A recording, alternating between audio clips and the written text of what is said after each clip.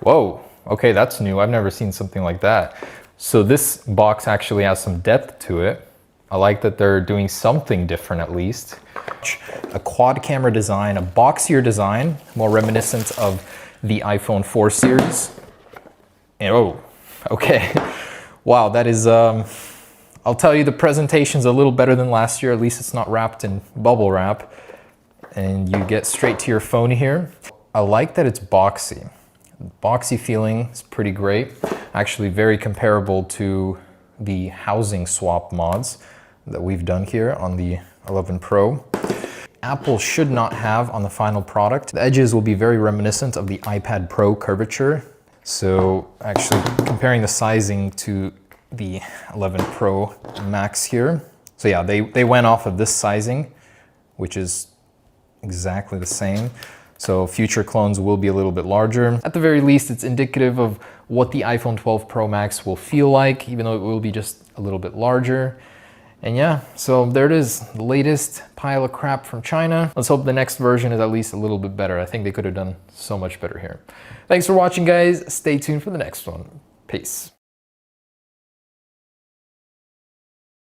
Hey, what's up, guys? MKBHD here. So this video is what I'm hoping for based on what we think we know about iPhone 12 and what I have here, which are the classic mid-year dummy models of the iPhone that come out that sort of ideally, hopefully represent something like what we're going to see in the final version in September. There's 3 sized models here representing basically what we'll see as iPhone 12, iPhone 12 Pro, and iPhone 12 Pro Max. But this time, as you can see, the non-Pro phone is the smallest iPhone, unlike previous years where it was like the middle size. And then the approximate screen sizes we're looking at here are 5.4 inches, 6.2 inches, and 6.7 inches. So I have a feeling it's gonna look the same way this year with this small iPhone. And then at the other end of the spectrum, the biggest iPhone is even bigger, 6.7 inches is massive. That would be the biggest iPhone ever. This is probably the phone I'm gonna end up with. The design, which you've definitely noticed by now, straight from the iPad Pro, we got these squared off flat sides. And you know what that means. It'll stand up on its own without a stand now.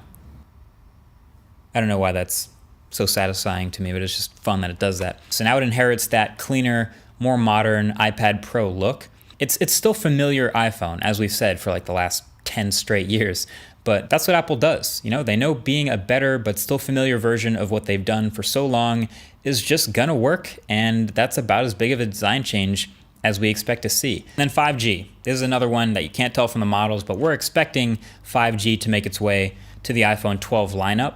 And again, it could have some variety across the line where we see millimeter wave only on certain models, or we might not see 5G on every single new iPhone 12. That's up to Apple, but generally when you get a 5G phone, you're expecting higher prices because of the new modems and higher power draw. But again, the biggest phone has the biggest battery ever in an iPhone, so we'll see how Apple handles that. And honestly, taking a step back, I think this new hardware design combined with iOS 14 is potentially one of the biggest changes to the iPhone we've seen in a long time, and I'm liking a lot of it. Again, nothing is final. It's still months away. This is all a combination of speculation and rumors and my own wish list, but there's a lot to look forward to for the second half of 2020, including iPhone 12.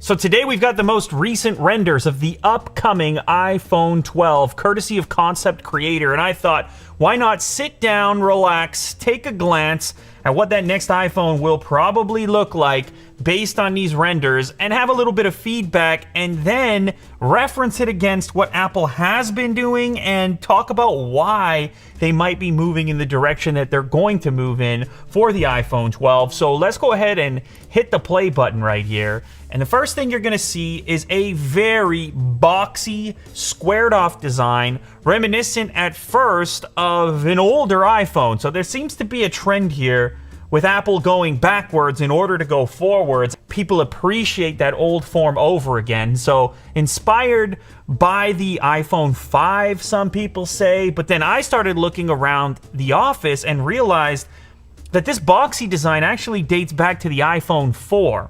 Now, when examining this particular render, you're going to see not only a design reminiscent of an older iPhone, but you're going to see a more modern camera design to go with that boxy exterior.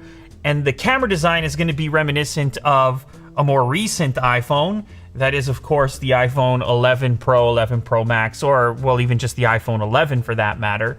This model will stretch the display in a way that a lot of people had hoped for with the iPhone SE. Now, the rumor is that this will be available in a number of different colors, and it will start at $649.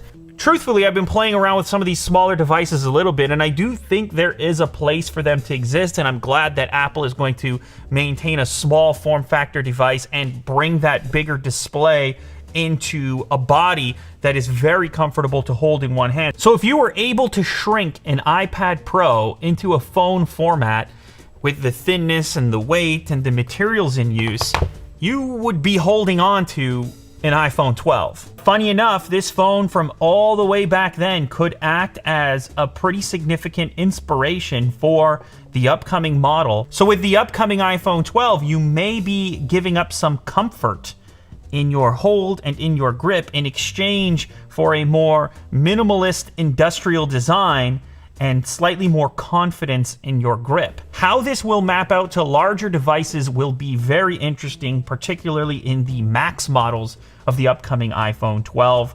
But I actually think the iPhone 12 standard with the $649 entry price and that big screen, small form factor combination could end up being the most popular upcoming iPhone. So there you have it, a glimpse into the upcoming iPhone 12 courtesy of Concept Creator. Now, these concepts are based on rumors that have come from a number of different sources. It's starting to look fairly concrete that the upcoming iPhone will take most of its inspiration from those previous generation iPhones, the iPhone 5 and 4, and of course that first generation SE